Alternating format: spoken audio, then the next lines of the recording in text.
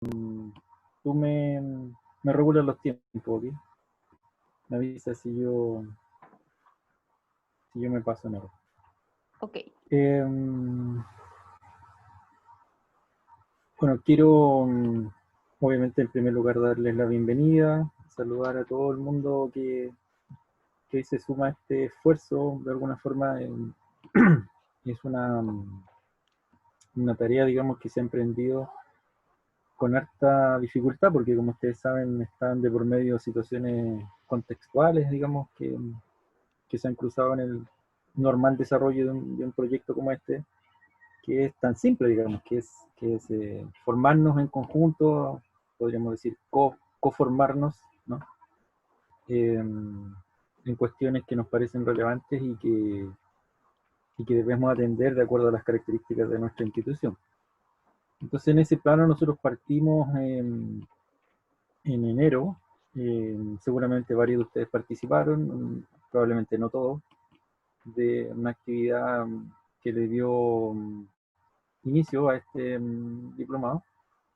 Y tanto Verónica como yo participamos de unas sesiones que tuvimos en aquella ocasión.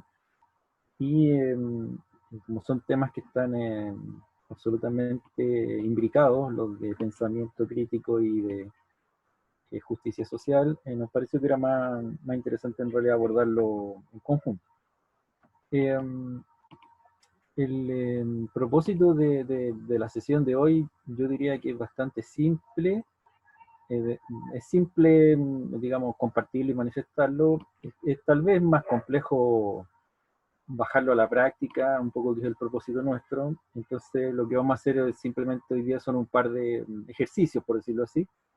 Eh, no pretenden cerrar en absoluto un poco el desafío que implica trabajar de la manera que les vamos a proponer. Eh, entonces básicamente lo vamos a tomar como un ejercicio, como una forma de enfocar un poco estos dos grandes desafíos que nos propone nuestro modelo educativo, que insisto son el desarrollo del pensamiento crítico y el vincular estrechamente la formación de profesionales con valores y principios asociados a la justicia social. No tenemos espacio, digamos, un poco para volver a cuestiones de planteadas en enero, pero sí solamente para, como yo me imagino que hay varios de ustedes que no participaron de esa jornada. Sí, básicamente me gustaría comentar brevemente algunas de las ideas que en ese momento abordamos, básicamente por lo desafiante que implican para cualquier institución de las características de la academia, digamos. O sea, el tema de cómo profundizar o defender de alguna forma, en el buen sentido de la defensa, por supuesto, proyectos críticos como el de nuestra institución se han levantado en distintas partes del mundo, digamos. No somos nosotros los únicos que nos podríamos ver amenazados por un contexto de excesiva regulación o de por ejemplo, de abandono de las políticas públicas respecto de instituciones como las nuestras sin fines de lucro y con propósitos más bien públicos. Eh, entonces, en aquella ocasión, por lo menos yo fui insistente en mostrar un poco lo desafiante que es la defensa de un proyecto de estas características en términos de su carácter formativo, en términos de su proyecto educacional, por así decirlo.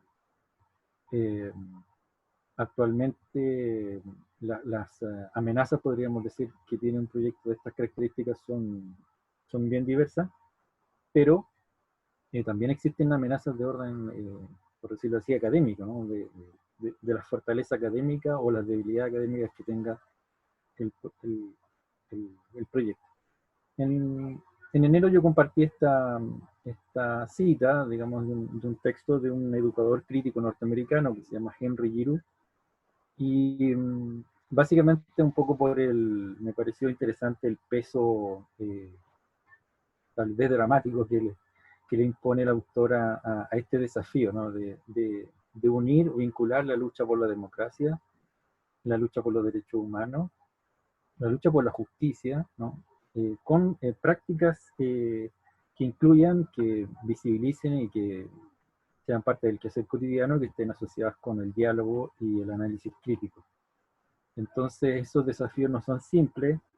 Nosotros lo usamos declarativamente a veces con mucha frecuencia, probablemente con harta justificación, eh, pero siempre la preocupación es que se traduzcan en ejercicios prácticos, ¿no? Y un poco ese pretendemos que sea la actividad. Entonces rápidamente salto a eso, y aquí simplemente voy a efectivamente hacer un breve recordatorio de un par de ideas que vimos en enero, y se refieren derechamente a lo que nosotros ofrecemos en nuestro modelo educativo. Y yo en aquel momento hice dos menciones, que son las mismas que voy a repetir acá, a propósito de qué decimos y cómo lo decimos, ¿sí? Porque evidentemente que lo ideal, lo que buscamos, lo que busca cualquier institución es tener coherencia y consistencia entre el decir y el hacer. La primera de estas cuestiones que yo rescaté en aquel momento y que vuelvo a mencionar acá, estoy aquí en este caso citando textual nuestro modelo educativo, se refiere a la idea de que nosotros reconocemos que eh, partimos de un enfoque de derecho respecto de la mirada que tenemos del sujeto que aprende, es como un sujeto activo que tiene no solo, por decirlo así, eh, derechos receptivos, sino que también es un sujeto que tiene una historia, un conjunto de saberes que son valiosos, una identidad que es preciso respetar, en fin, etc. Y entonces eso significa, según lo que ustedes ven acá en este pequeño texto extraído, que nosotros vamos a promover, eso es lo que declaramos, insisto, eh, un tipo de actividad y de trabajo pedagógico o académico que, que va a requerir de el desarrollo de múltiples habilidades que, aun cuando parta en la idea más básica de la adquisición de conocimiento y contenido, también considera la reelaboración, la inclusión de cuestiones nuevas, la posibilidad de que los sujetos signifiquen y resignifiquen lo que es propio de cada materia y asignatura, y que finalmente tengan la posibilidad de interpretar lo que los diversos campos disciplinarios le ofrecen para su desarrollo. Siempre, como obviamente como partimos de un enfoque de derecho, siempre en la perspectiva que esto incorpore, dialogue e incluya los saberes que traen los estudiantes desde sus experiencias vitales, evidentemente.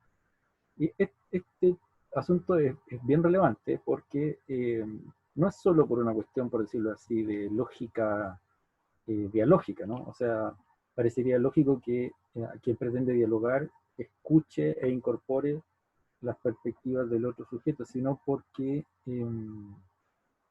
además nuestros estudiantes de las últimas generaciones, las últimas cohortes, vienen siendo desde hace un buen rato, o sea, podríamos decir que básicamente desde los años 2000 en adelante, un nuevo tipo de estudiantado, ¿no? Que obviamente con la incorporación de la universidad a la gratuidad se hace aún más patente. Entonces, esos estudiantes evidentemente que portan experiencias, saberes y conocimientos que es muy relevante no solo diagnosticar y conocer, sino que también hacer los suficientes encuentros, ¿no? Enlaces con un campo de conocimiento tan distinto como es el académico y el conocimiento científico en general. Entonces, por eso yo recalco esto, porque me parece que es una declaración de nuestro eh, modelo que es muy importante, muy valiosa, pero al mismo tiempo que se transforma en una realidad altamente exigente, ¿no? De poner atención a ese acervo, ¿no? A ese capital social, capital cultural de estudiantes que portan y que traen consigo y que están, digamos, día a día presentes en nuestras salas de clase. Y el segundo elemento, estoy diciendo solamente esto, la conexión con lo que vimos en enero, tiene que ver con lo mismo. Nuevamente hago una cita textual de nuestro modelo, que nuestro modelo, cuando se refiere a las opciones didácticas que debieran privilegiarse, dice más o menos exactamente lo mismo que yo acabo de mencionar, es decir, considerar que no existe posibilidad de intervención didáctica si se quiere que sea contextualizada y pertinente si no se atiende a los saberes previos, ¿no? En este caso, obviamente entendiéndolos como saberes legítimos, saberes que no tienen una condición inferior, eh, sino que están a la misma altura de cualquier otro saber con el cual deben entrar en diálogo y deben, en cierto sentido, superarse, ¿no? Como en contexto de, de desarrollo del pensamiento. Entonces, considerando eso, que fue nuestra conversación fundamental donde quedamos en enero y que fueron los principales temas, por lo menos, que a mí me interesó plantear en aquella ocasión, con Verónica estamos interesados en que ciertas preguntas, digamos, que son probablemente preguntas generales, amplias, de larga permanencia en nuestra reflexión, nos acompañen hoy, pero acompañen también el resto de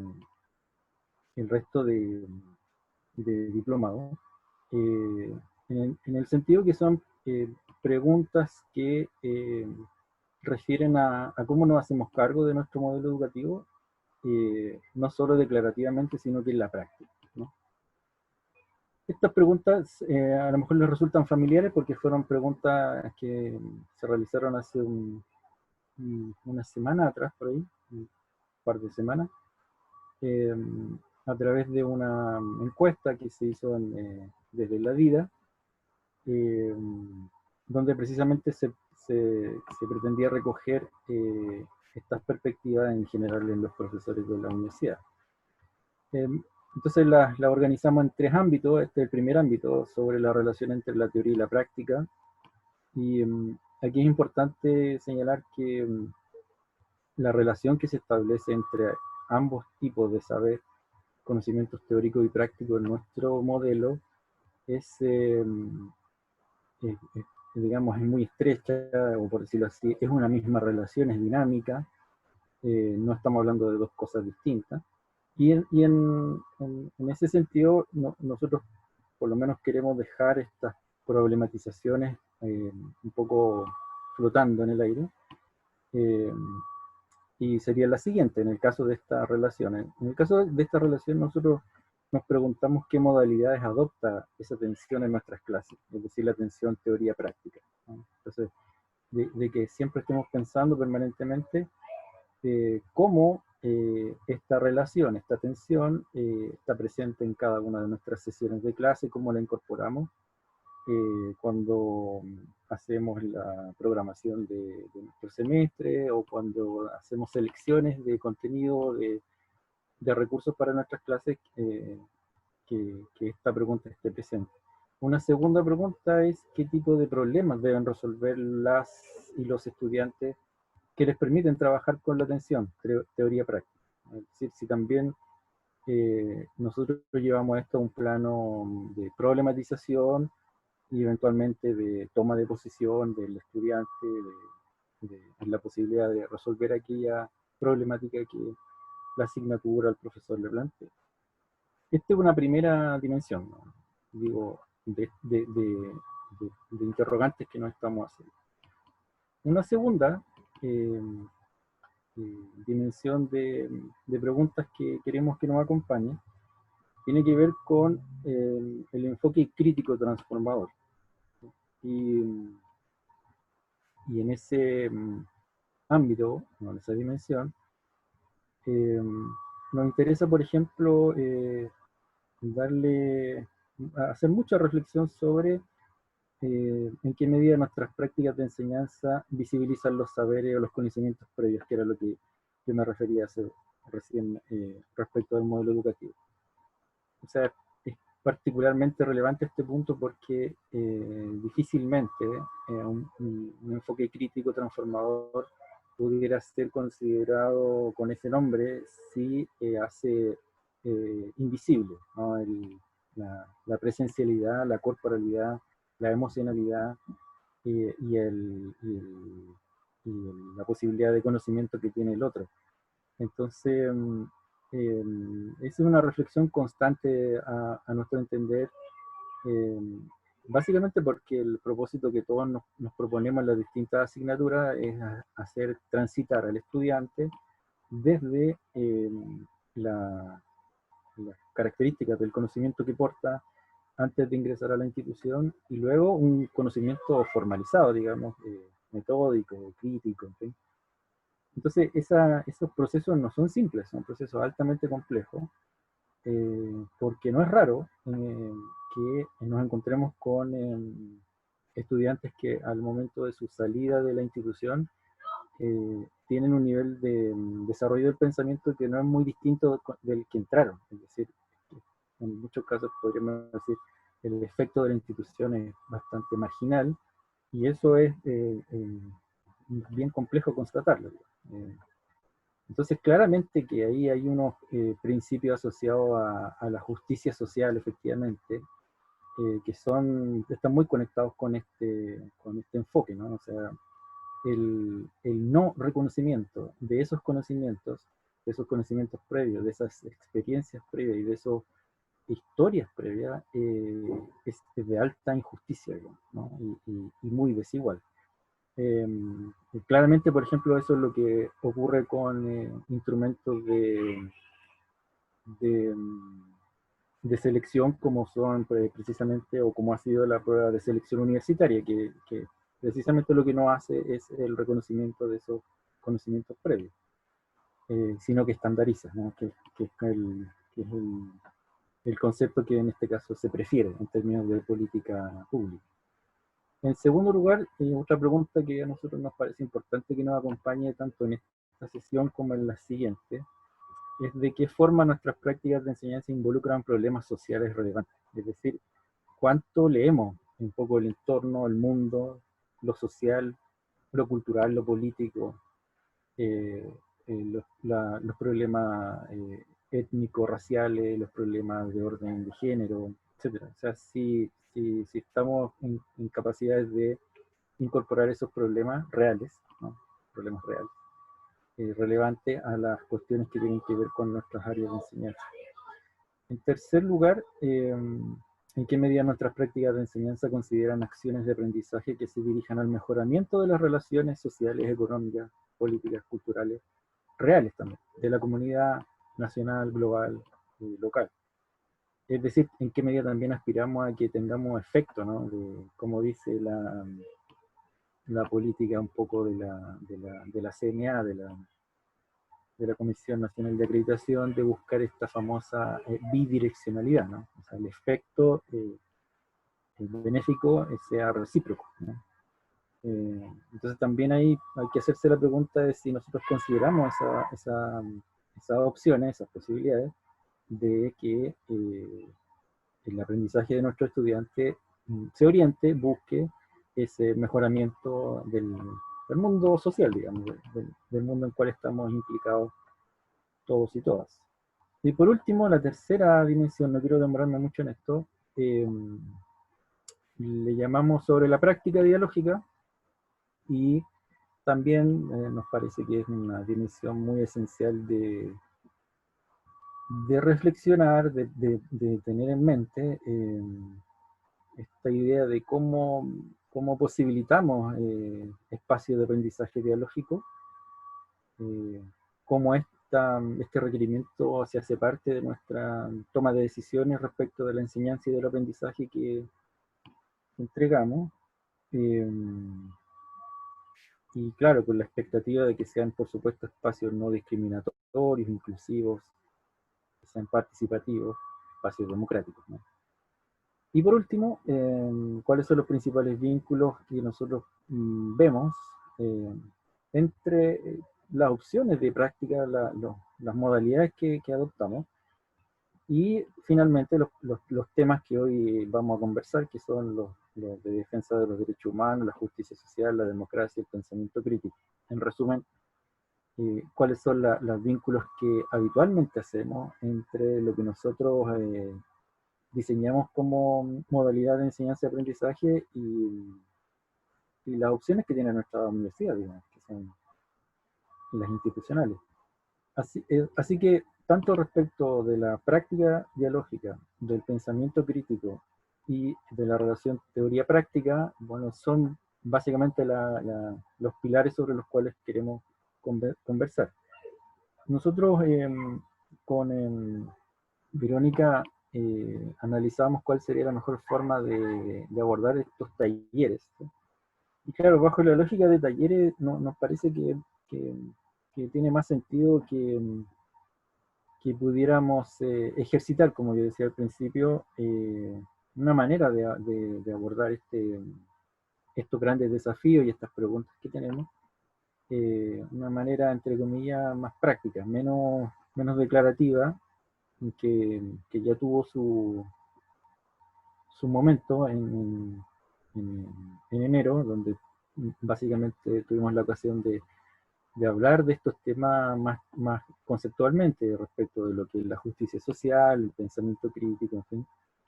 Eh, Igual, de todos modos, seleccionamos para ustedes y están disponibles en el campus unos materiales que permiten profundizar eh, más, eh, con más, con más detención, digamos, en estos elementos.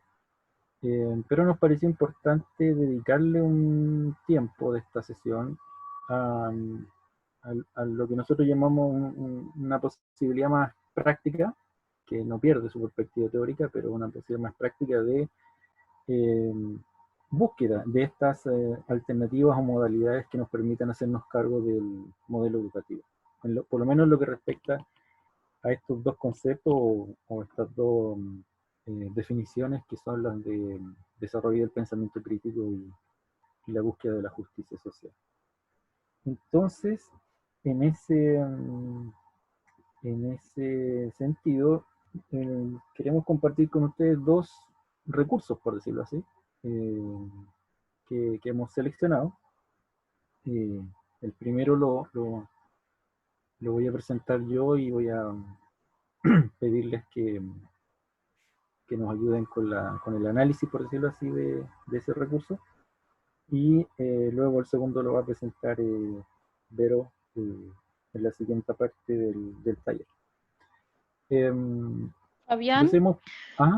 no, apuntar una cosita solamente antes de ir a los recursos, es que como hay profesores que ingresaron al diplomado posterior a enero, digamos, para su tranquilidad es bueno que sepan que de todas maneras, independiente de lo que se hizo en esa fecha, estos dos talleres no tuvieron el objetivo de hacer una discusión conceptual de estos ámbitos, de la justicia social y el pensamiento crítico, sino que de todas maneras hemos estado enfocados en cómo esto lo vinculamos con la docencia permanentemente. Entonces puede ser que entre esta sesión y los recursos que están disponibles en el campus puedan llegar a pensar que les falta como un soporte que en realidad no es parte del diplomado, digamos, no debería faltarles nada con respecto a los colegas que sí estuvieron en enero, ¿no? Porque también hemos hecho un poco esta reflexión también en esa fecha. Ya, perfecto. Eso solamente. Sí, claro, efectivamente, como yo decía al principio, no,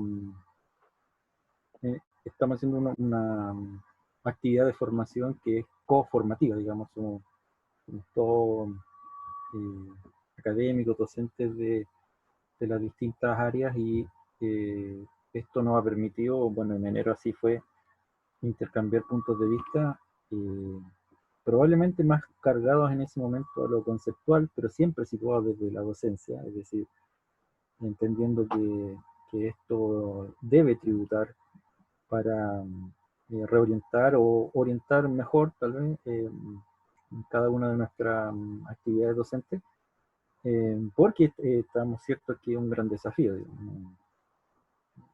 Hacerlo declarativamente es más fácil, por supuesto, que hacerlo en la realidad. Y, y nuestra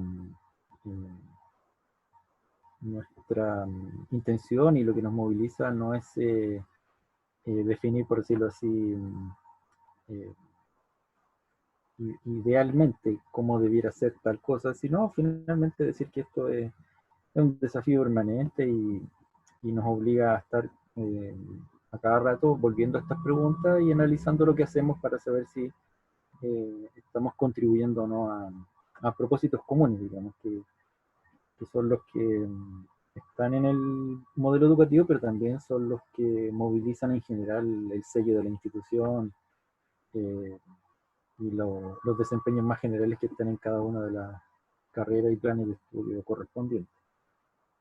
Bueno, dicho eso, voy a intentar introducir brevemente lo que les voy a presentar. Básicamente lo que les voy a presentar es un relato biográfico de una persona que en este momento no tiene importancia que les diga quién es, pero es una persona real, por lo tanto el texto que van a leer es un texto real, y me interesa compartirlo porque eh, creo que en él, en el texto, hay suficientes elementos para problematizar sobre esto que nosotros queremos problematizar desde el punto de vista docente. Y este es un texto muy, bueno, muy largo. Ustedes van a tener oportunidad de conocerlo en extenso, pero yo aquí obviamente por razones lógicas seleccioné eh, una página de ese texto, que aquí la van a ver distribuida en varias diapositivas. Yo mismo voy a leer el texto para que tenga la lógica de que ustedes estén escuchando esta narración, digamos, o también la pueden ver, pero eh, para que la estén escuchando. Y el texto o la narración que yo voy a hacer va a estar acompañada por unas imágenes que son imágenes que no corresponden directamente al texto. Las puse porque me parece que son ilustrativas, pero están elegidas con harto cuidado, con harta delicadeza. Harta delicadeza porque son imágenes que corresponden a la época del texto, digamos, de la biografía, a la época que narra la biografía. Bueno, lo primero es que les voy a hablar o les voy a leer en realidad la historia de un profesor, ¿sí? No chileno, de otro país, eh, actualmente vivo, un profesor, digamos, vigente, muy vigente, eh, pero que estudió y hizo su formación profesional hace ya varias décadas y que alcanzó o ha alcanzado más bien, ha alcanzado un reconocimiento académico bien significativo a nivel mundial. Entonces estamos hablando de una persona que hace una revisión de su trayectoria y cuenta elementos que me parece que son súper cotidianos, eh, son súper relevantes para cualquier persona que cumple una función similar. Paso entonces a relatar la historia de una persona que puede ser este señor de aquí u otro. En realidad no lo representa, pero podría ser. Esta es la historia. Era el final de la tarde y llegaba a casa tras un día de clase, con un sentimiento que combinaba el estar exhausto, la tensión e incluso la pura alegría que acompañaba el trabajo en las escuelas. Algo me estaba esperando, una carta de la Facultad de Educación de la Universidad de Columbia. La abrí con inquietud, pero eran buenas noticias. Había sido admitido en su programa de Filosofía de la Educación. Había sido aceptado en algún otro lugar. Pero corrían los años 60 y en mi mente la Facultad de Educación era el sitio adecuado para quien estuviese profundamente interesado en desafiar los supuestos y las prácticas establecidas en la educación.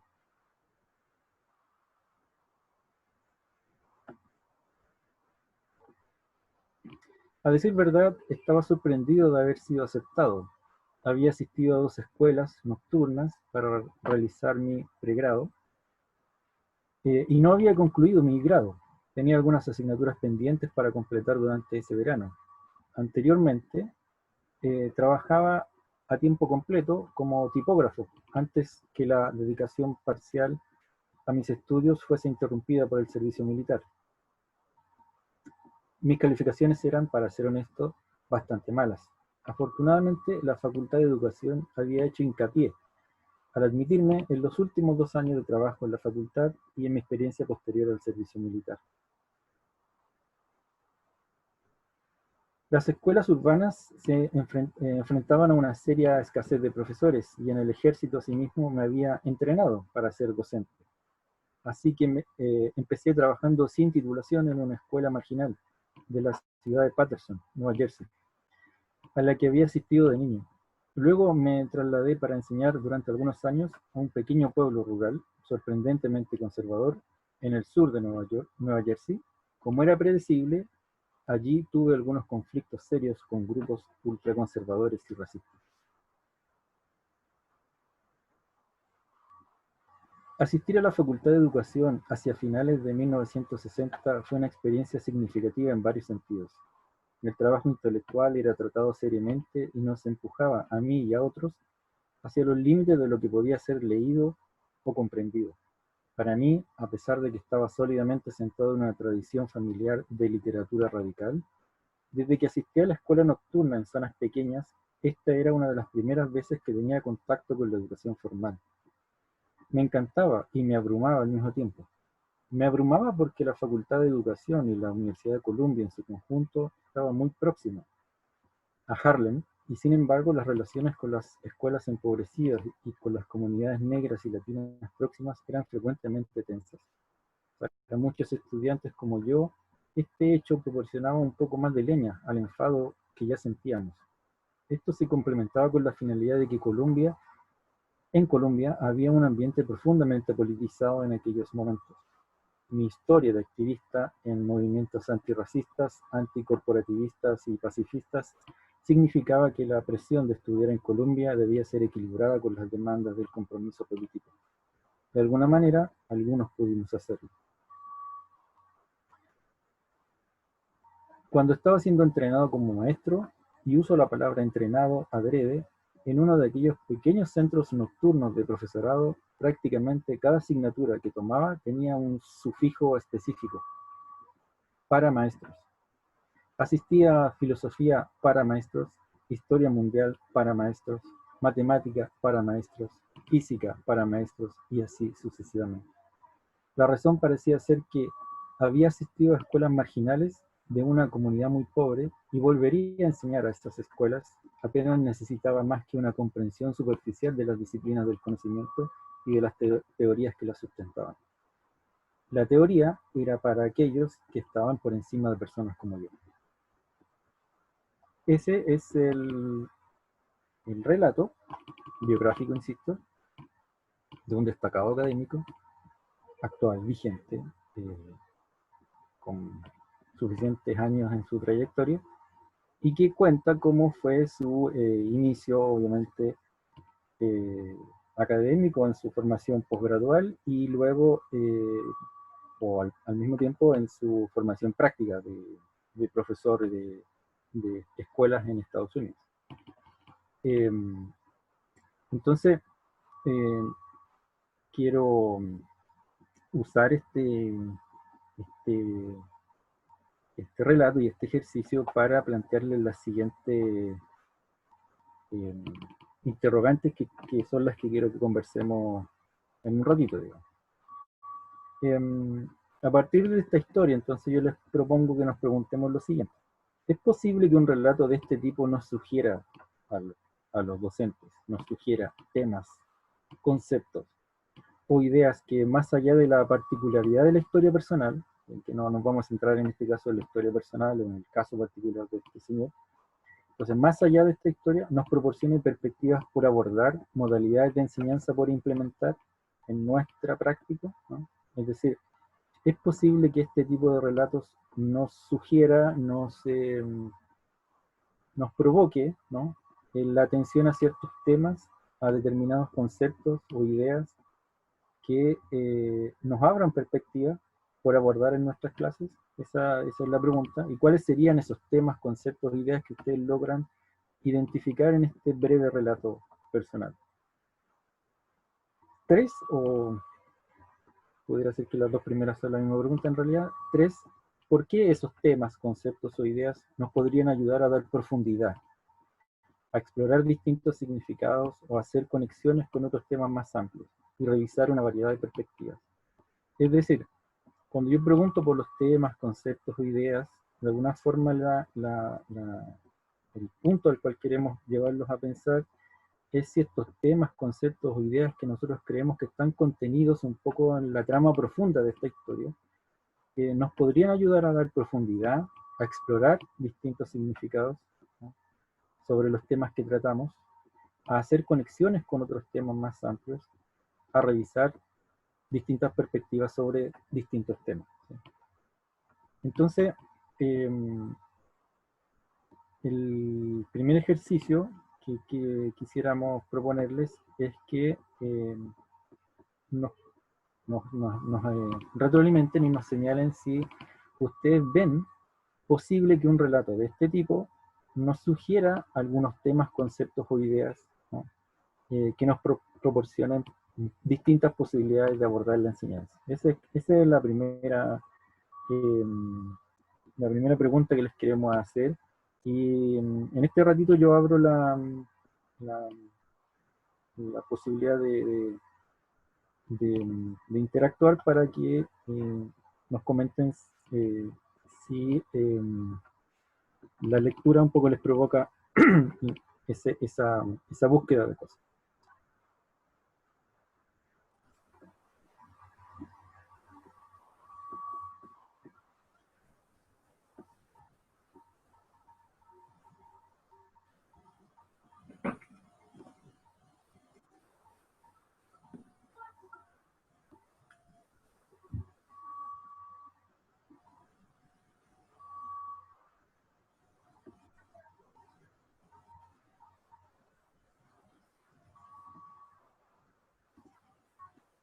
Podría reforzar, Fabián, la primera pregunta quizás, ¿no? Como sacamos la presentación.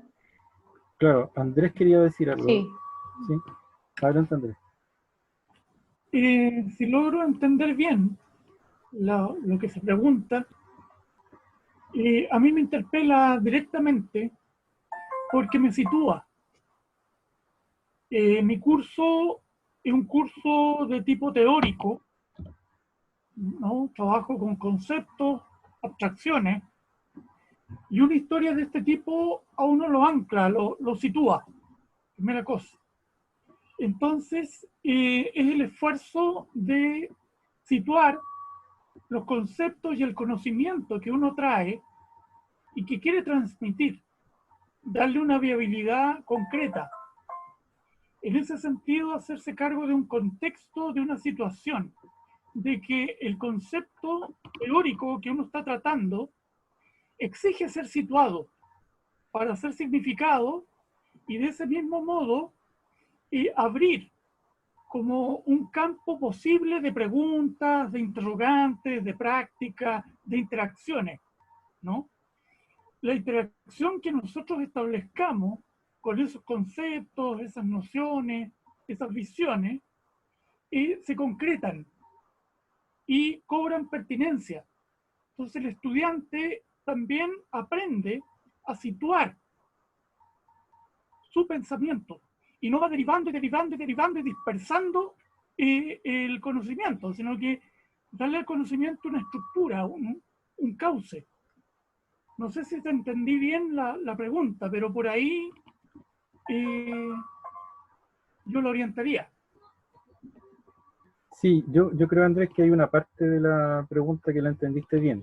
Creo sí, porque efectivamente, si yo tomo la historia desde la perspectiva de cómo o sea, ninguna trayectoria o proceso de aprendizaje está hecho en el aire, ¿no? Está anclado en la realidad y ocurre en interacciones con infinitas comunidades de personas, digamos, de distinta naturaleza, como en este caso son comunidades de profesores de escuelas marginales, comunidades seguramente de estudiantes destacadísimos de una universidad importantísima, con profesores seguramente muy importantes, en fin.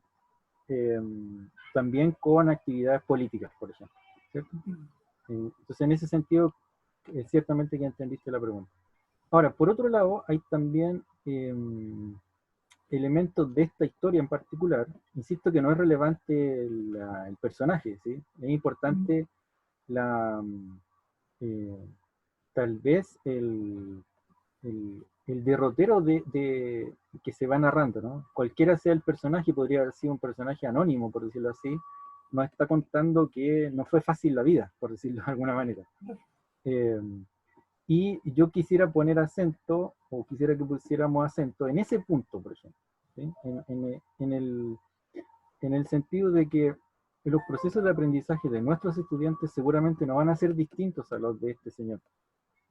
Entonces, en ese sentido, historias de esta naturaleza cobran mayor fuerza porque se parecen a las historias de otros. Es muy probable que se parezcan a las historias nuestras, por ejemplo. Y ahí está un poco la gracia de este tema, ¿no? O sea, es muy, cuando yo preguntaba cuánto esto nos permite, por ejemplo, profundidad de las cosas que abordamos, una de las cuestiones que a mí me aflora, por ejemplo, es la profundidad cuando yo conecto con la historia de otros. O sea, porque se parece a mi historia, por ejemplo, o porque tenemos historias comunes unos con otros. Voy a volver a poner ¿cómo se llama?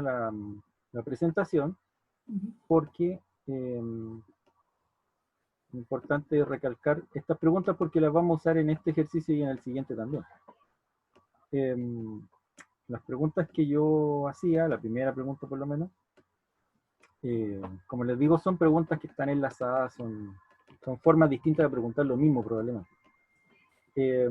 Es si es posible que un relato de este tipo nos sugiera a nosotros como profesores temas, conceptos o ideas que nos permitan perspectivas, nos proporcionen perspectivas por abordar.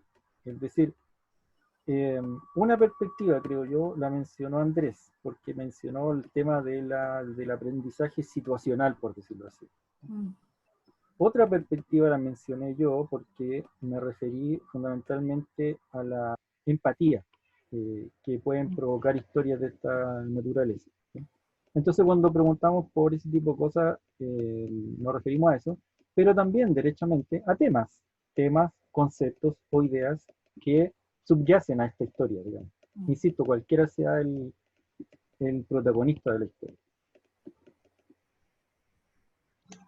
Fabián, habían dos palabras solicitadas, una de Diego y creo que ¿Ya? Marcela había levantado. Adelante.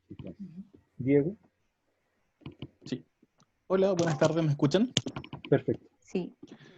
A mí en el relato, mientras hablabas, me aparecían un poco los temas que había mencionado con anterioridad. El tema de tanto justicia social, democracia, sobre todo ligándolos a un tema de responsabilidad social universitaria, con el tema que le hacía sentido su historia de vida, de que había mucha tensión con el gueto de Harlem que estaba tan cerca, y que la Universidad de Columbia no se hacía cargo de esa situación, siendo que tenía una escuela y un pensamiento crítico para poder abordarlo. Yo creo que también nos pasa muchas veces eso cuando hablamos desde la teoría con nuestros estudiantes. Olvidamos que ellos viven estas desigualdades constantes y que no las logramos hacer carne debido a que tal vez no tenemos el tiempo, la expertise o le damos la relevancia a ver con estos conocimientos previos que mencionabas, que a mí me resonaba Auswell en cada momento que mencionabas eso, y que no los podemos hacer carne porque muchas veces no los miramos con la importancia y relevancia que deben, porque si tomamos esos conocimientos previos con la realidad del estudiante, basándonos en estos temas concretos que tenemos para nuestras asignaturas, es mucho más fácil primero captar al estudiante desde su zona de desarrollo próximo y poder apoyar a que todo el desarrollo de la asignatura que pueda tener, ya sea crítico o crítico de ejercicio, pueda desarrollarlo en base a su realidad y a solucionar un problema, el cual lo va a lograr motivar de mejor forma y que lleguemos a un mejor puerto con el desarrollo de estos aprendizajes. Súper. Sí. Claro, efectivamente, Andrés, como tú dices, esas lecturas de esta historia en particular nos provocan toda esa vinculación con esos temas, efectivamente. Em, claro, mira, yo puse una imagen al principio, que es una imagen de una persona anónima, por decirlo así, eh, que encontré en la web, que aparecía como identificado como estudiante de la Universidad de Columbia en la década del 60. Por eso aparece esa imagen. Y claro, el personaje real que escribe la historia no es un personaje, no es un hombre afroamericano, por decirlo así, eh, sí el que yo puse en la imagen. Entonces, claro, podría también equívocamente provocar que uno piense que se refiere a eso, pero es más bien un norteamericano común, un norteamericano, por decirlo así, eh, migrante seguramente de su familia de otro lugar. Entonces lo que tú mencionas me hace mucho sentido en relación como al perfil del sujeto real, digamos, sin que tú sepas quién es. Claro, es como que te referiste al sujeto real. Marcela. Gracias, sí, lo que yo quería rescatar del relato me pareció muy interesante, es esta lógica del rol social político del profesor que está planteado en el texto y desde el cómo se actúa sobre supuestos de reproducción social que muchas veces hacen que vayamos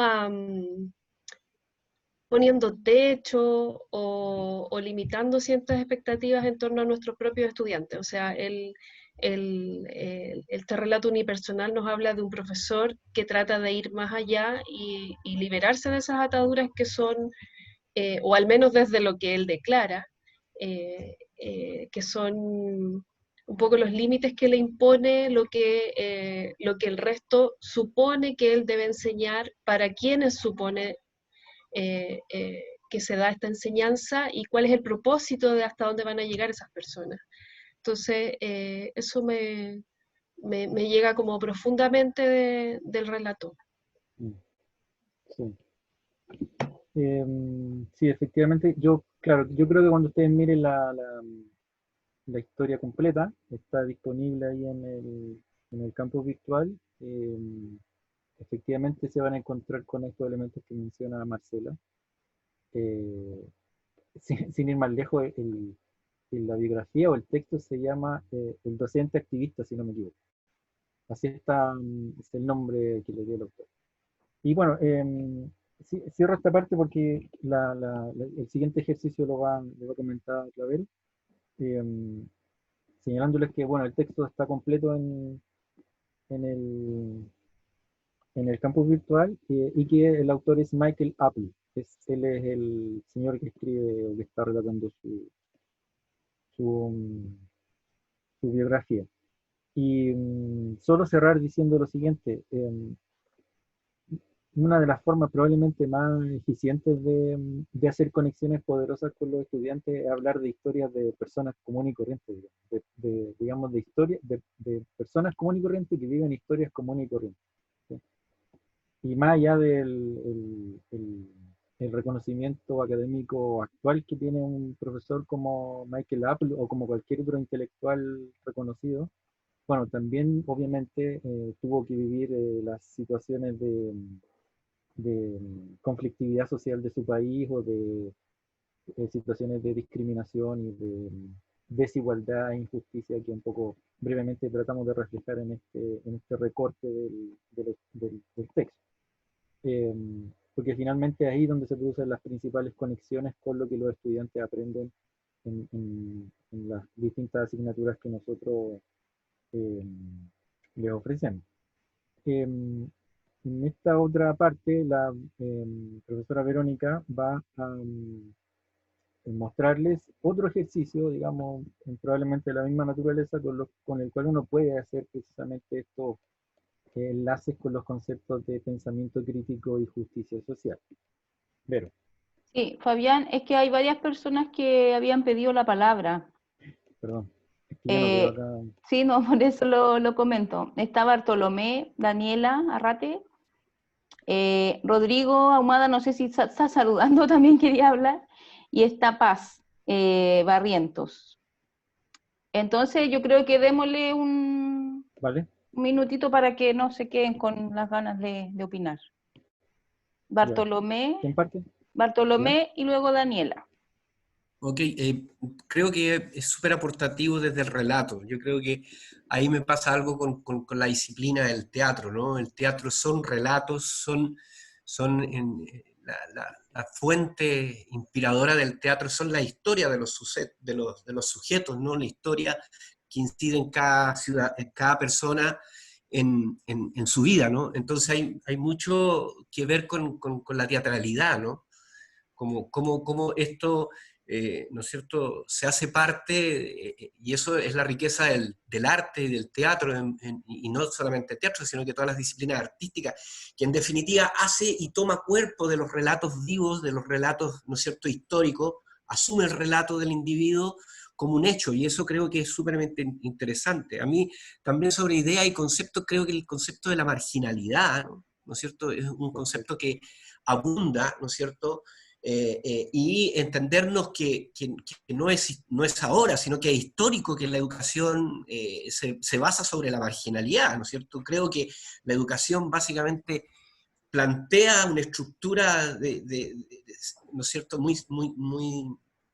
muy clara de que se transforma como en procesos marginales para algunos y para otros no. Y lo otro que a mí me llama la atención sobre esto, esta idea de hechos transformadores, ¿no? Como de una otra manera la educación o los sujetos de la historia y los relatos, ¿no?, nos permiten estos hechos transformadores en los sujetos, y no solo en los sujetos, sino en los contextos sociales. Es decir, si yo más he sentido la explosión creativa del individuo en conflicto, es decir, para mí el andar en la calle en los momentos del 18 de octubre, ¿no?, era una explosión real, vivencial a través de la cultura, ¿no?, las paredes pintadas, ¿no es cierto?, tomarse, ¿no es cierto?, la expresión del sujeto, la marginalidad, salir de la marginalidad a flote, requiere de un relato muy poético a la vez, ¿no es cierto?, y que la educación debe tener esa posibilidad poética, esa posibilidad de reencontrar al sujeto en el saber, más que ir a buscando, ¿no es cierto?, los contenidos muy prácticos y muy teóricos, ¿no? Nosotros los artistas estamos muy relacionados con eso, ¿no?, con el cuerpo del sujeto, con el sudor del sujeto, con su emocionalidad, a partir del relato, ¿no? Y creo que me da mucha consecuencia lo propuesto como relato de este sujeto, que puede ser él y muchos más. Y creo que si buscamos y escarbamos aquí en nuestro propio mundo, ¿no es cierto?, en nuestro propio entorno, hay muchas personas que les pasa esto. Entonces creo que es importante y tiene una connotación también de que se ha perdido, ¿no? La educación partía con el hecho de enseñar las cosas relatándolas, ¿no? De contar sucesos, de contar historias, de contar cómo eso, y no tanto de contenidos, ¿no? Y no tan, como se llama, como cuadrado. Y creo que ahí me hace mucha coherencia el concepto de ideas, cómo salen nuevas ideas, ¿no? Eso quería aportarlo. Muchas gracias, Antonio. ¿Quién sigue, Vero? Daniela. Daniela.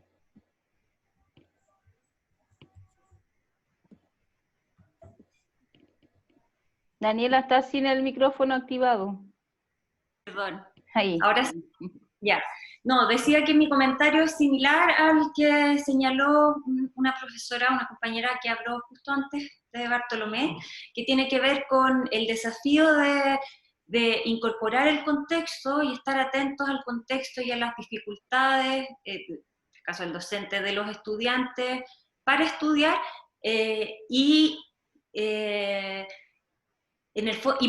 manteniendo siempre altas expectativas en el fondo, tratando de encontrar una forma de hacerse cargo del contexto sin que eso signifique como disminuir necesariamente, bajar el nivel o las expectativas que uno tiene en relación al aprendizaje de los estudiantes, o sea, tratar de entregarle la mayor cantidad de herramientas desde la disciplina que a cada uno le toca enseñar o con la que cada uno está comprometido para en el fondo poder sacar adelante procesos transformadores, pues, que parten desde el individuo, pero que se pueden ir generalizando. Era ese el punto. Gracias, Daniela.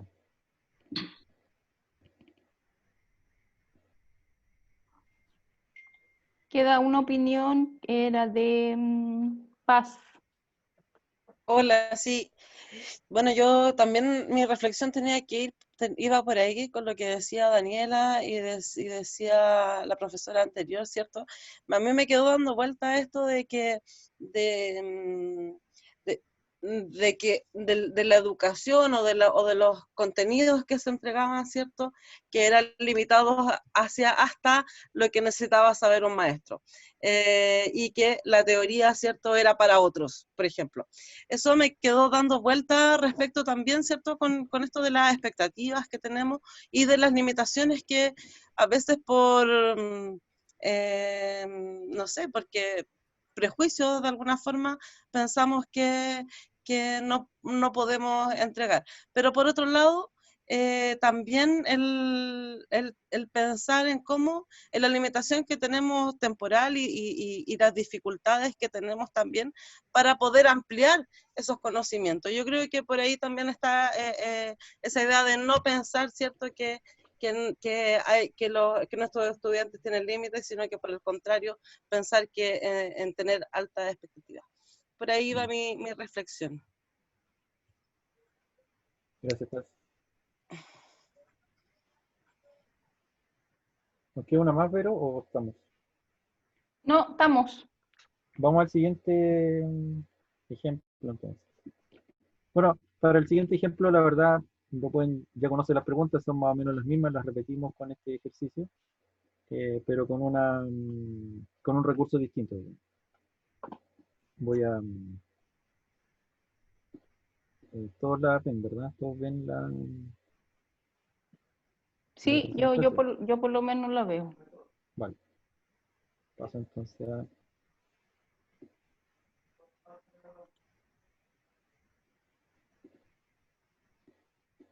Queremos que nos acompañe la banda ancha. Sí, se nos va a acompañar. Ya. Fabián, solamente a lo mejor contextualizar que esto es bien distinto, ¿no?, al recurso anterior, que es una experiencia Exactamente. situada en educación, digamos, básica, pero que igualmente sirve para poder analizar estos conceptos, temas que son el foco, ¿no?, de lo que queremos trabajar. Claro. Ya. Aquí va.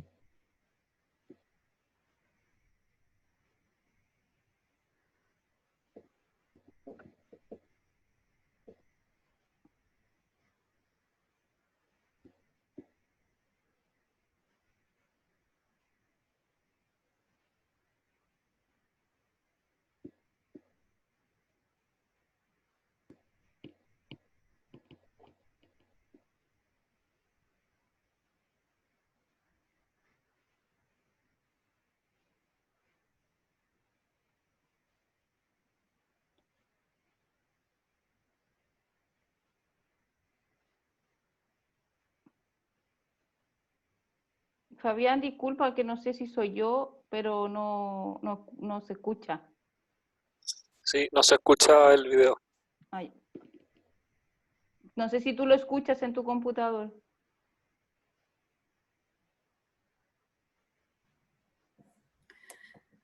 Hay que poner en el compartir pantalla abajo, dice compartir audio también.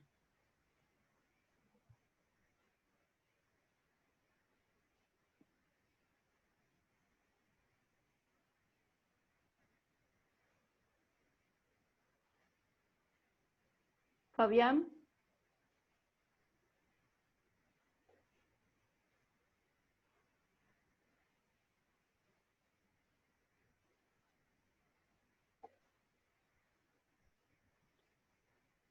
Perdón, me dijeron que no había audio. Sí. Y que abajo en la opción compartir pantalla parece que tienes que... ¿Compartir el audio? Sí. Ah, perdón. No se perdieron nada. Hi ha per tothom, eh?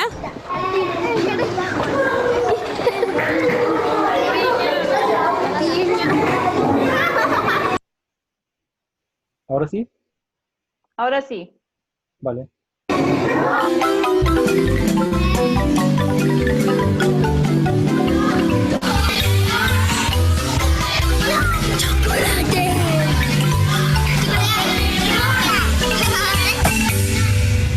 Ells tenien un plat d'arròs i poma i nosaltres teníem filipinos, donetes, de tot.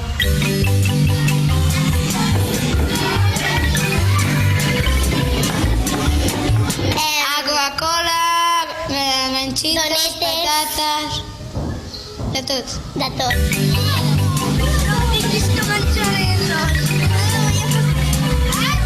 Pues que ens tenien d'haver donat una mica, perquè si ells tenen molt, potser els hi sobra una mica i ens ho dona. Bueno, quan hem entrat i ens hem trobat 3 i hi havia poc menjar, pues, hem compartit sense pensar així.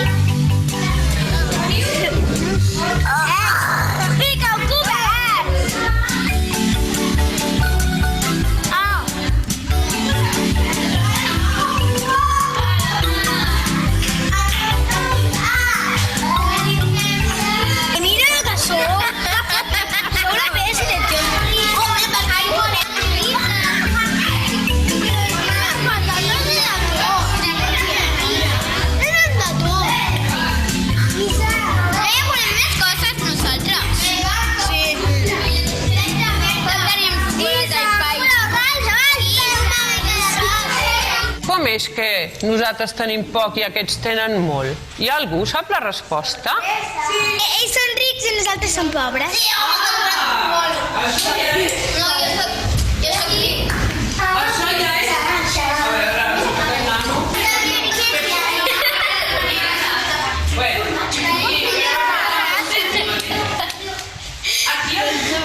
Què heu sentit? Què heu notat? Que enveja, perquè els altres tenien molt i nosaltres teníem molt poc.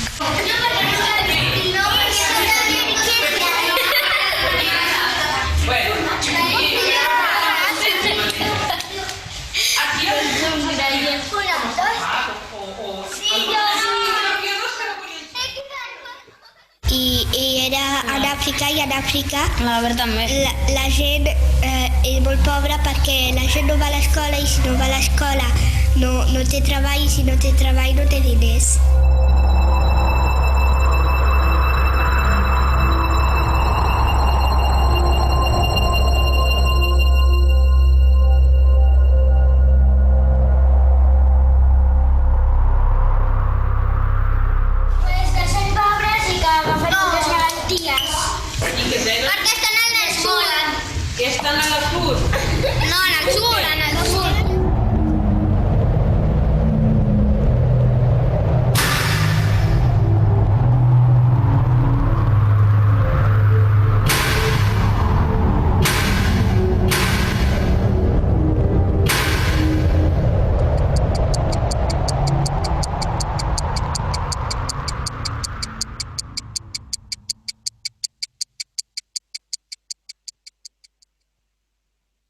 Els tenen que portar cap a Espanya perquè no tenen prou diners? No tenen prou diners? Perquè hi ha guerres i llavors maten a gent i treuen i trenquen cases i llavors la gent ja no té ni casa ni menjar.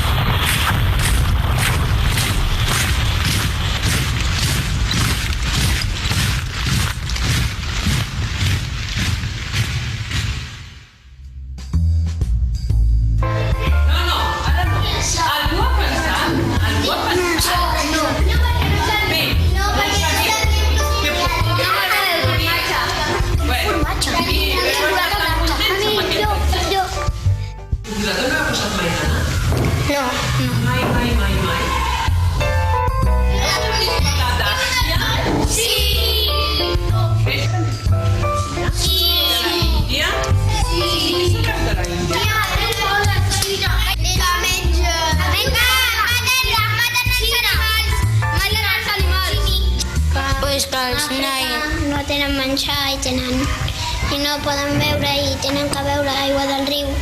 I hi ha senyors i senyores que solament tenen un tros de pa, no tenen res de menjar. I mengen animals, clar. Hombre, se com va... Casi després...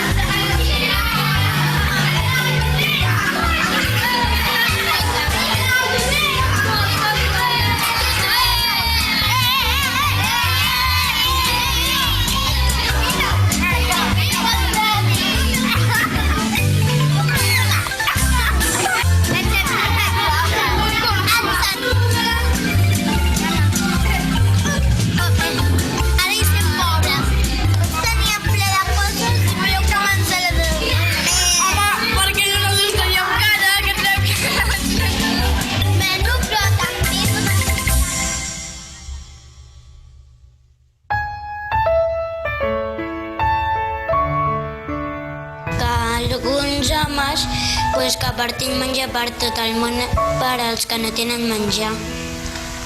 L'Ajuntament que digui alguna cosa perquè els que tenen bastants diners que donin de diners. A la missa li donem diners perquè no tinguin gana.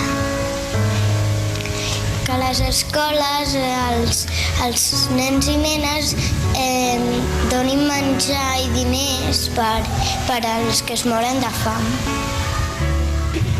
Els altres que viatgin per donar menjar als altres i beure, no sé, jo els hi donaria menjar i diners.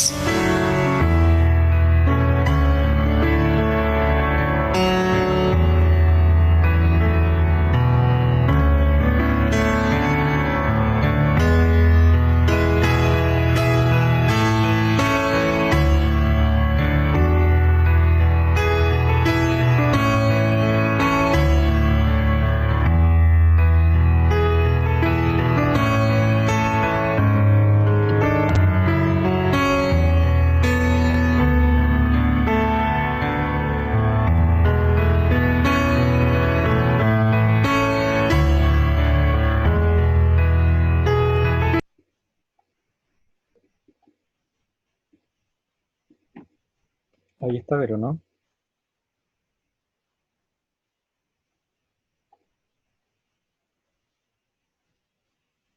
Sí, perdón, estaba sin audio. Sí, ahí está el video.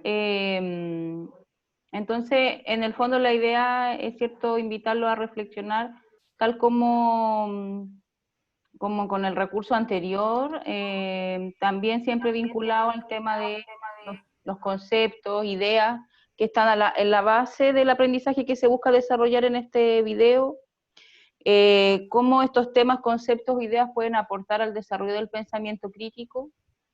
Temas, conceptos, ideas, estos temas podrían ser pertinentes para hacer vínculos con conocimientos o concepciones previas de los estudiantes y fortalecer la adquisición de nuevos conocimientos.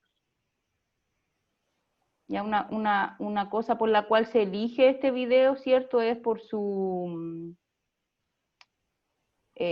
por el tema, ¿no? Por el tema que trabaja un tema que podría ser complejo de trabajar con niños pequeños, pero que sin embargo se presenta una experiencia que logra en cierto sentido el objetivo que se buscaba. Entonces un poco escucharlo en atención a las preguntas que acá se señalan.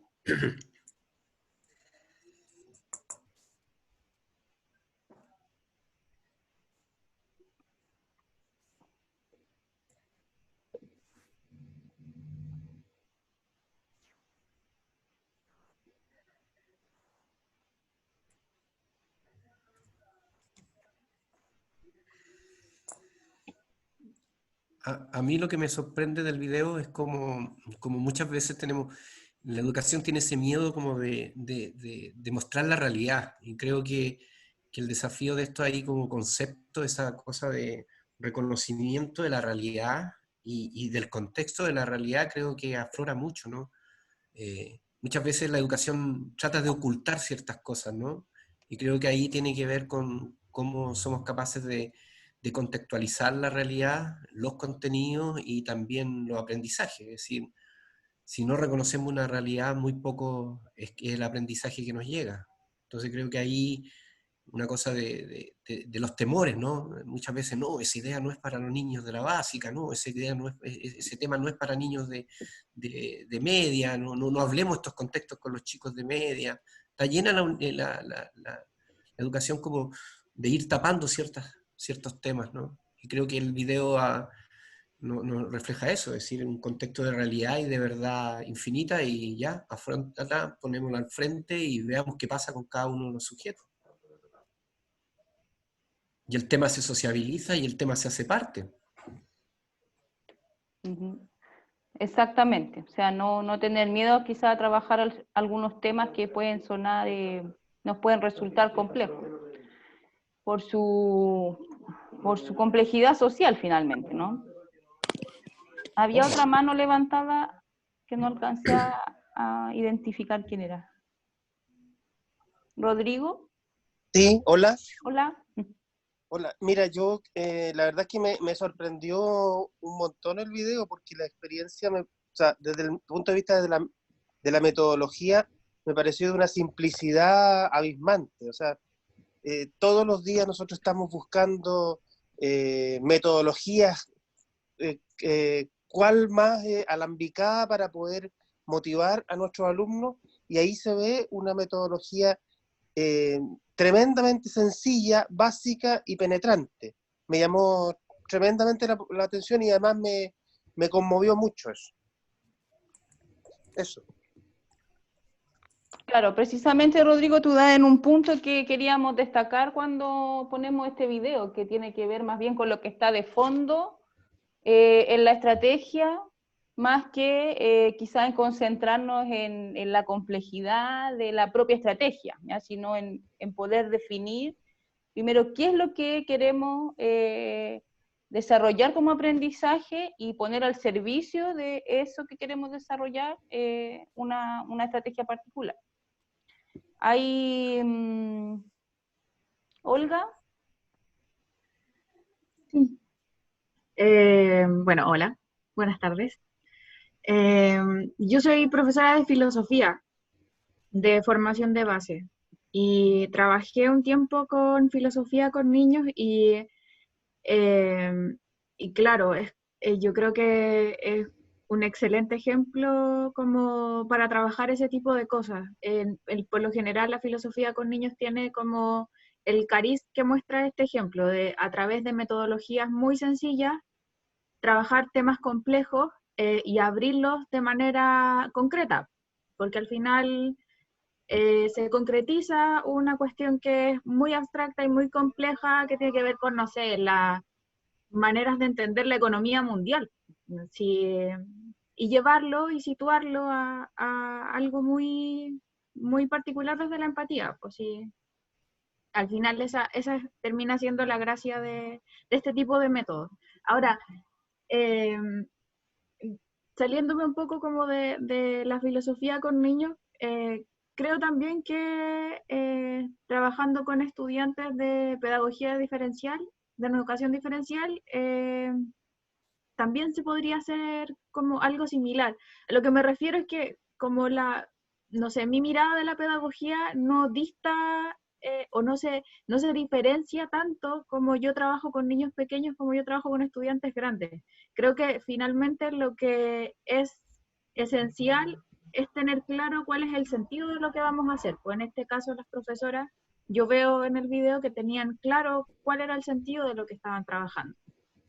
Y a partir de eso hicieron funcionar ciertos contenidos, porque seguramente eso está marcado en un currículum, y una metodología.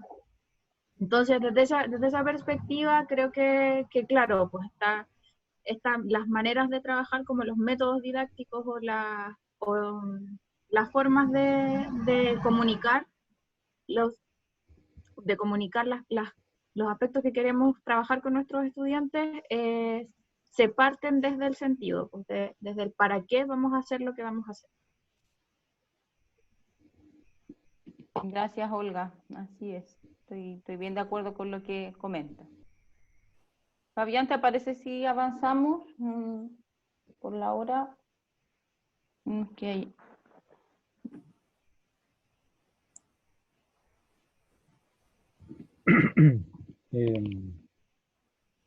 Claro, tal como lo señalan en las distintas intervenciones,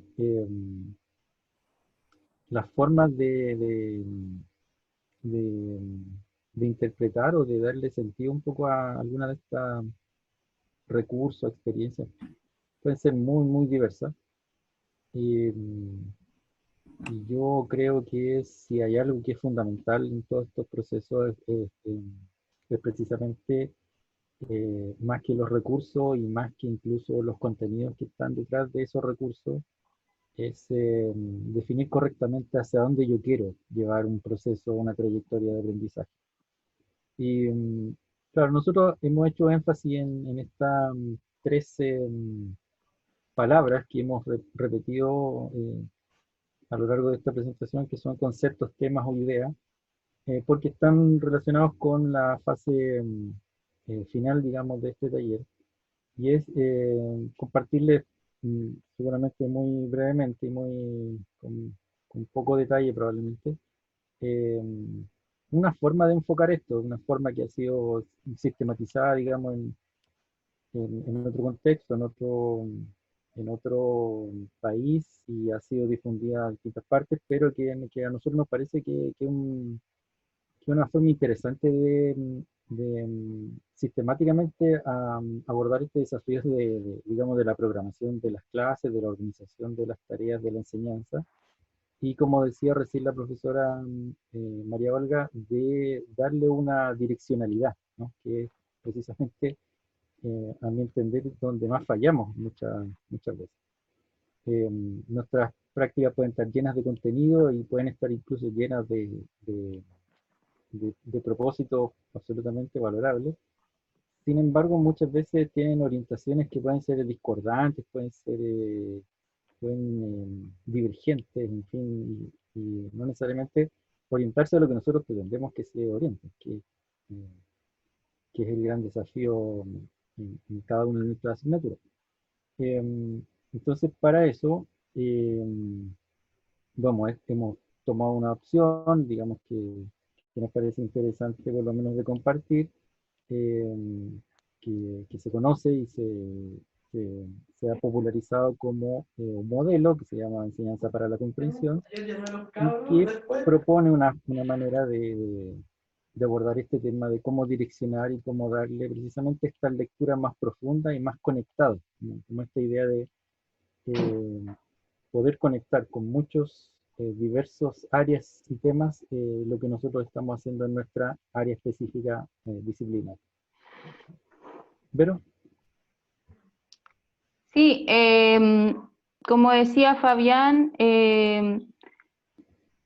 la idea es poder presentarles este modelo que en realidad ha sido trabajado en distintos contextos, no para instalarlo como modelo, receta o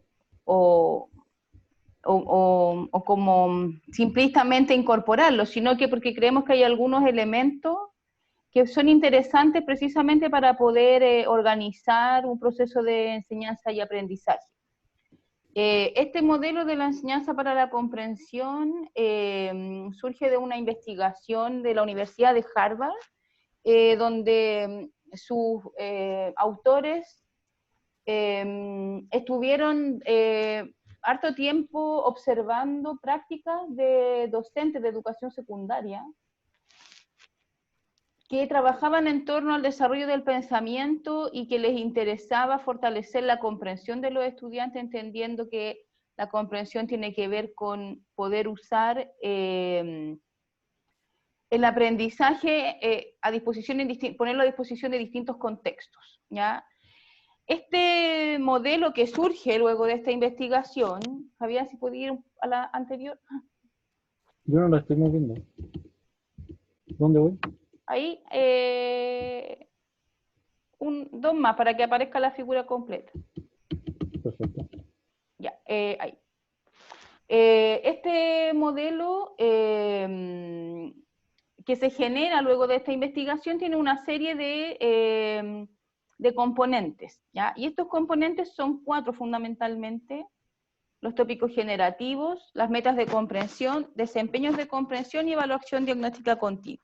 Yo no me voy a referir aquí en detalle a cada uno, pero sí rápidamente explicar que los tópicos generativos son el elemento que nosotros queremos rescatar de este modelo para poder incorporarlo al diseño de la secuencia didáctica. ¿Ya? El tópico generativo vendría siendo precisamente lo que hemos estado tratando de trabajar en esta sesión: conceptos, ideas, ¿cierto? Que como dice ahí, ofrecen profundidad, significado, funcionan como un hilo conductor de una serie de experiencias de aprendizaje para que nosotros como docentes y también nuestros estudiantes puedan en el fondo focalizar aquello que se quiere aprender. ¿Ya? Como dice ahí, responde a la pregunta: ¿qué es lo realmente importante de enseñar? El generar un tópico generativo es un ejercicio no tan fácil, ya no tan fácil de realizar, porque en el fondo implica hacer una revisión, una mirada de aquello que yo voy a poner a disposición, en este caso en la secuencia de aprendizaje. Ustedes ya definieron en su planilla, ¿cierto?, cuando organizaron la unidad, por ejemplo, que iban a trabajar, y también los resultados de aprendizaje asociados a esa unidad. Entonces, el mirar, el identificar un tópico generativo tiene que ver precisamente con poder identificar un tema, un concepto, una idea que ofrezca un hilo conductor para esa unidad de aprendizaje y que permita, ¿cierto?, darle profundidad al aprendizaje. ¿Puede avanzar, por favor, Fabián?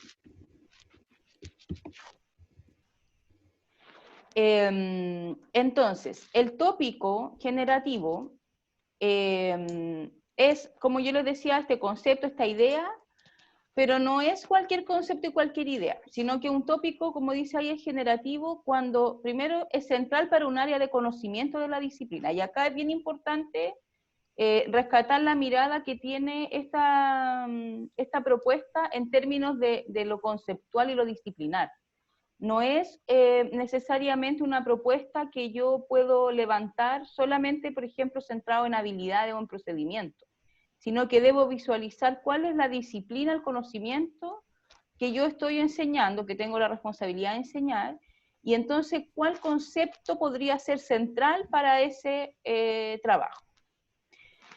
Luego tiene que despertar interés en los estudiantes, pero aquí también algo relevante es que despierte interés en los docentes, ¿ya? De manera que si nosotros nos motivamos a desarrollar este tópico como un elemento central, probablemente vamos a transmitir también una motivación mayor a nuestros estudiantes.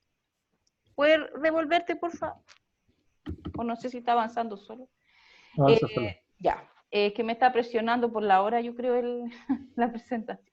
Se relaciona con una problemática o tema que pueda generar diversas actividades y permita profundizar la profundización del conocimiento en distintos contextos.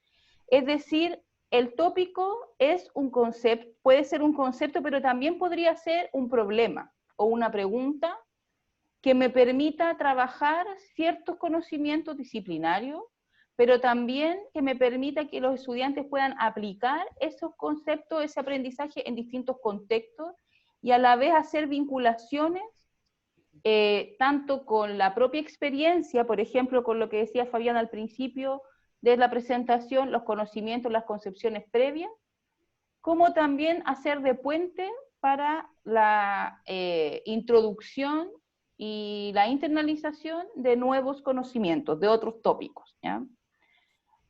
Algunos ejemplos de tópicos aparecen ahí, por ejemplo, en el ámbito más de la ciencia, teoría de la evolución, la verdad, desigualdad, la justicia socioespacial, la teoría de la evolución.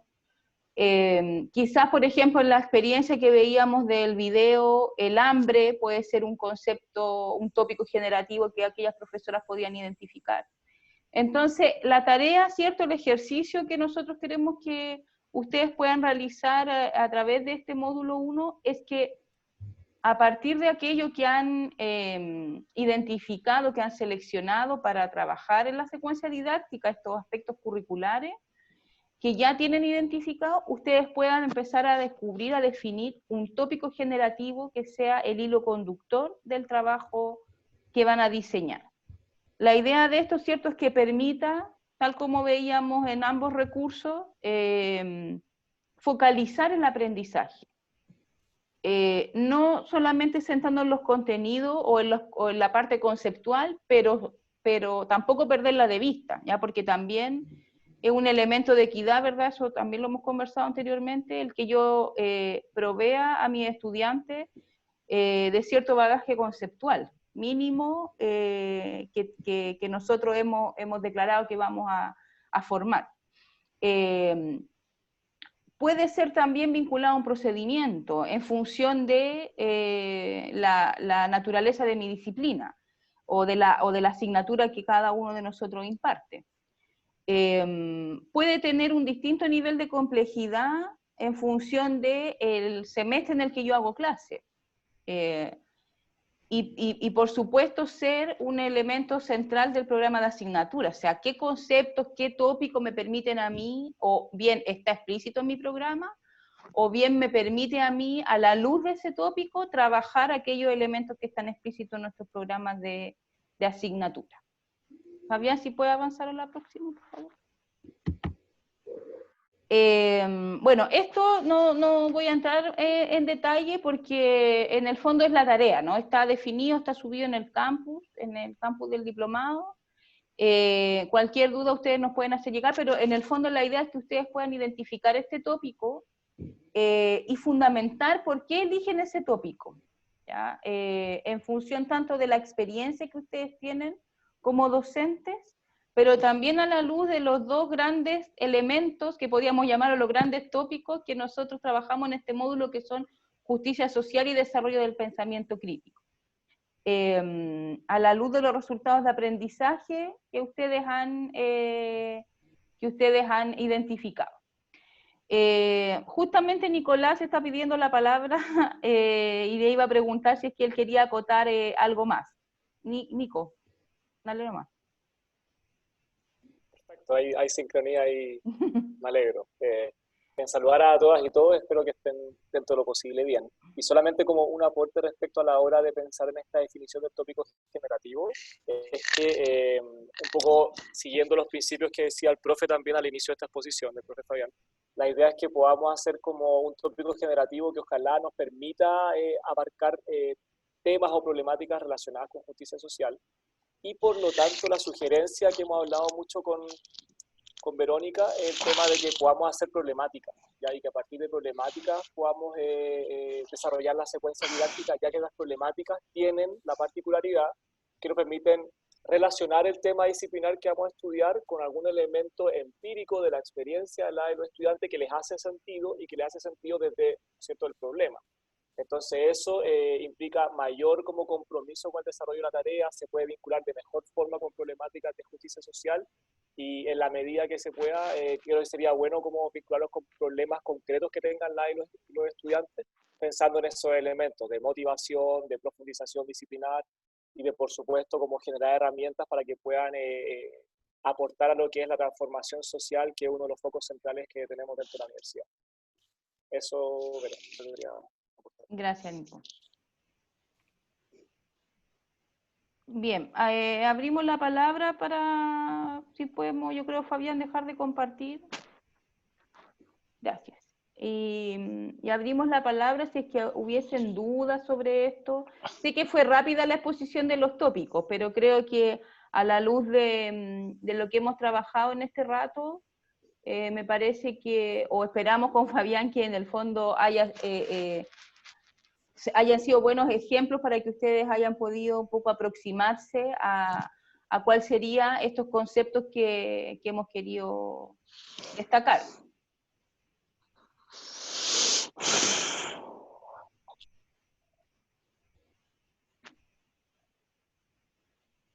¿Dudas, preguntas?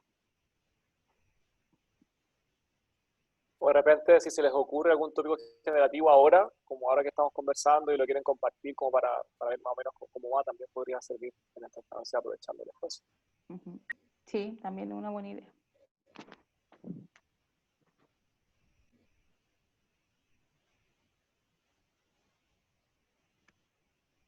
Tenemos dos manos, vamos a ver.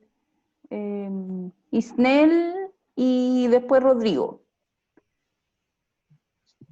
Sí, por ejemplo, yo estaba pensando en mi curso de Derecho Comercial, hacer referencia al tópico comercio justo.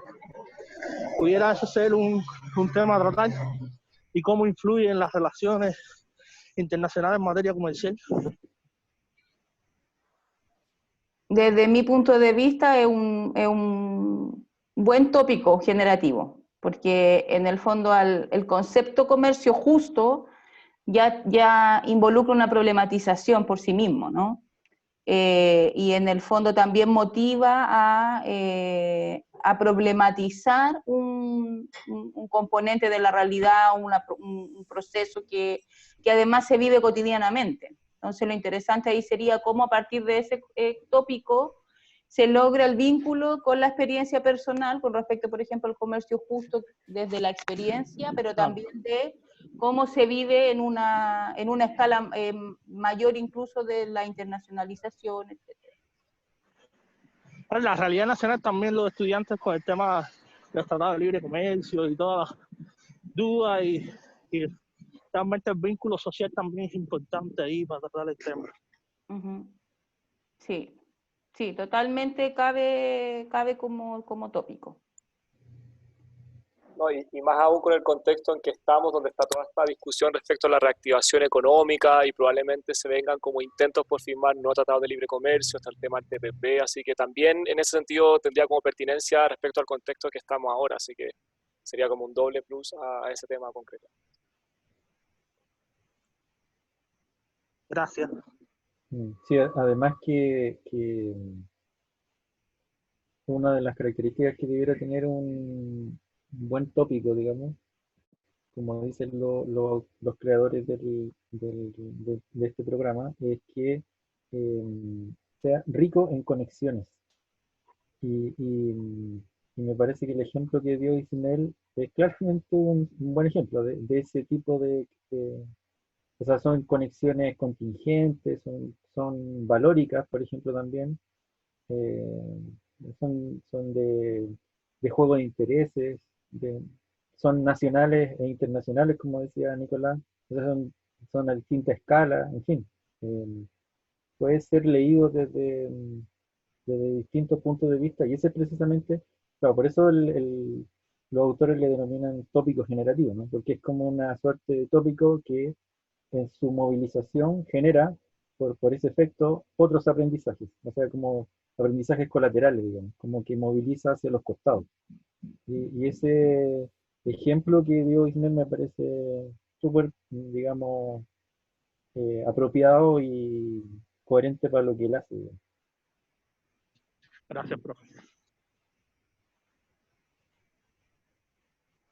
Rodrigo Medina.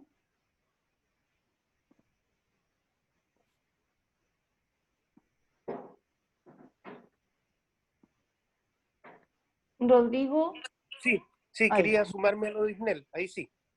Quería preguntarle si yo hago derecho penal y estoy pasando delitos contra la propiedad, entonces no sé si un tópico podría ser de defensa de la propiedad o distribución inequitativa o algo así. porque en el fondo de eso se trata el tema, defensa de la propiedad. Claro, ahí habría que mirar, Rodrigo, yo sin ser experta en tu área disciplinaria, pero habría que mirar primero la amplitud de la unidad de aprendizaje.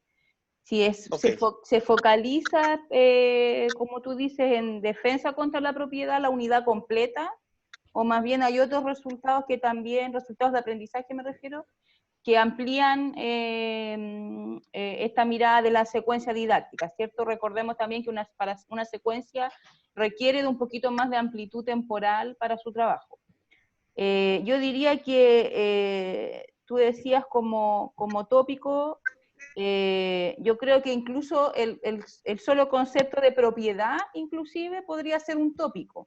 Eso va a depender de cómo tú lo enfoques en el marco de la unidad y de los resultados de aprendizaje que estás buscando, porque de hecho propiedad como propiedad privada, como, en fin, hay una serie de problematizaciones y vinculaciones que uno puede hacer inclusive solo con el concepto de propiedad.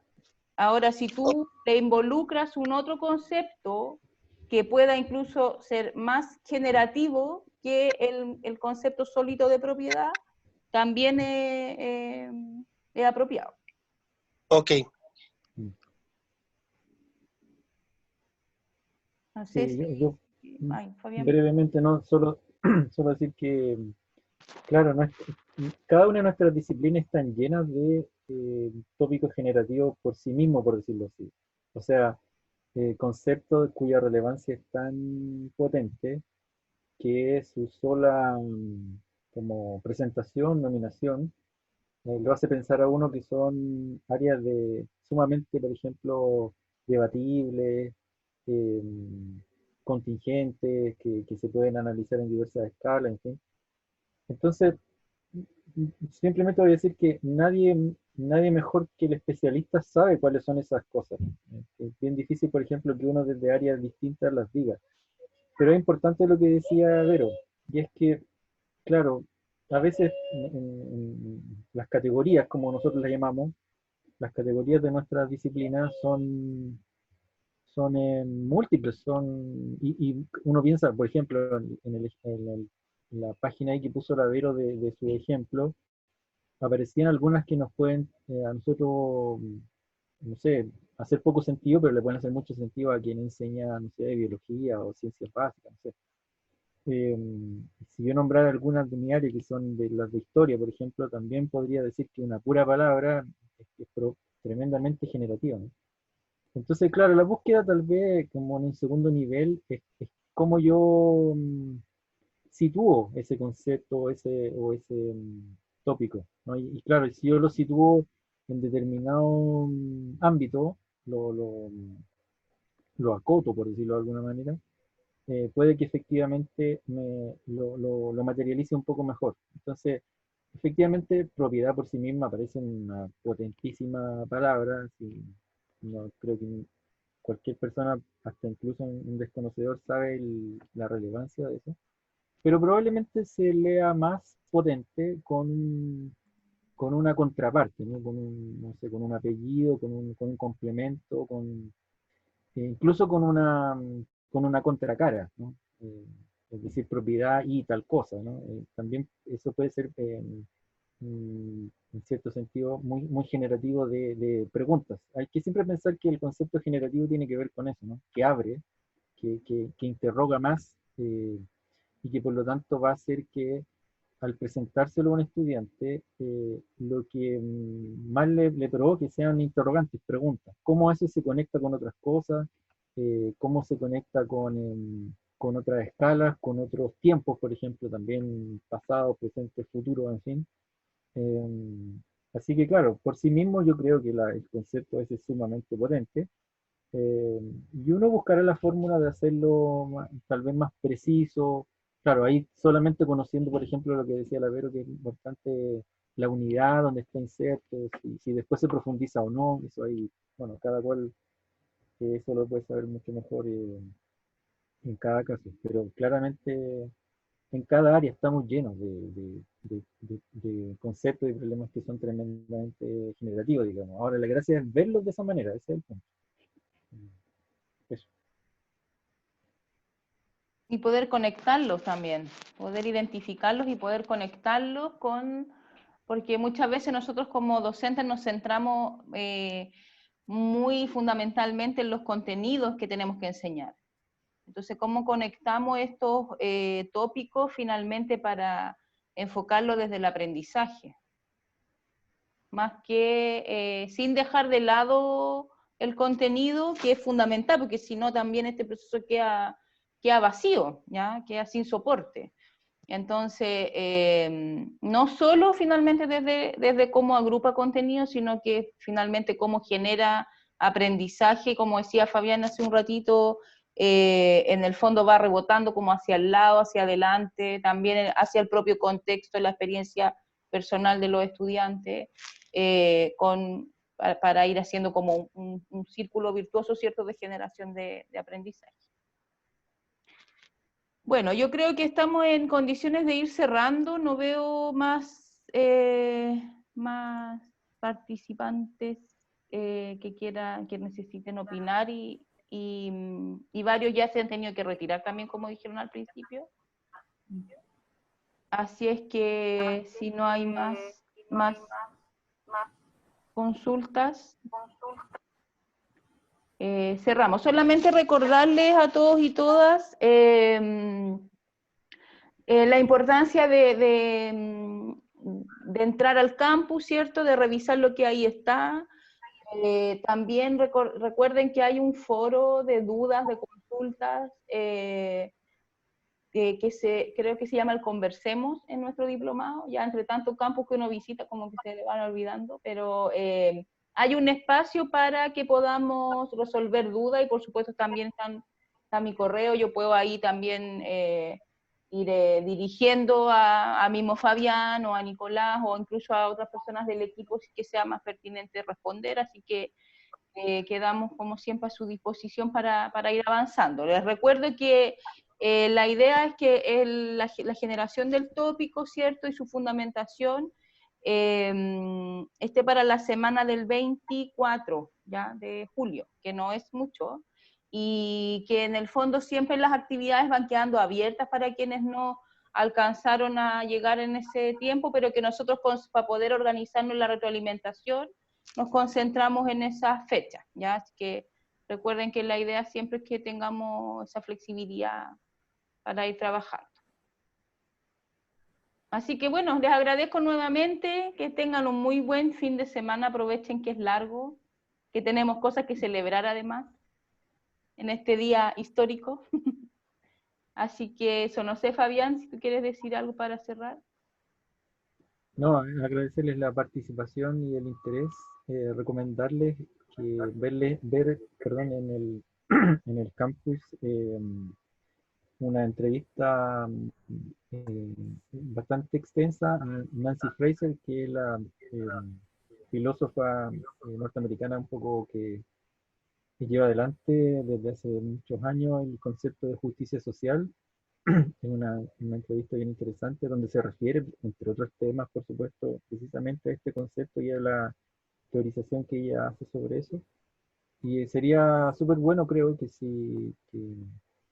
ahora que es fin de semana a propósito, que puedan echarle una mirada a esa entrevista, que está ahí, como les digo, en extenso. Está subtitulada, entonces tranquilamente se puede ver. Y digamos, ahí mismo va a quedar la referencia al texto de ella, que hay más en detalle, con mayor rigor, por decirlo así, argumental, desarrolla todos estos conceptos o en el caso particular de justicia social que hemos comentado acá. Y eso, pues agradecerles el interés y que ojalá sea de utilidad, sobre todo para pensar más estratégicamente, tal vez, cómo plantear los temas de cada una de las asignaturas que me enseña. Los tópicos tienen que ver un poco con eso, con pensarlos estratégicamente, con hacer buenas conexiones con otras asignaturas, con pensarlos más transversalmente, más interdisciplinariamente incluso. Eso, muchas gracias. Listo, chao, chao, que estén bien. Cuídense. Gracias. Chao.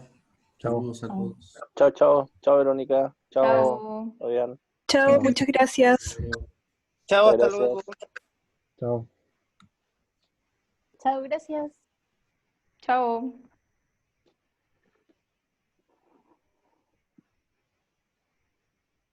Ya voy a cerrar para que se guarde el video. Nos vemos. Ok. Chao.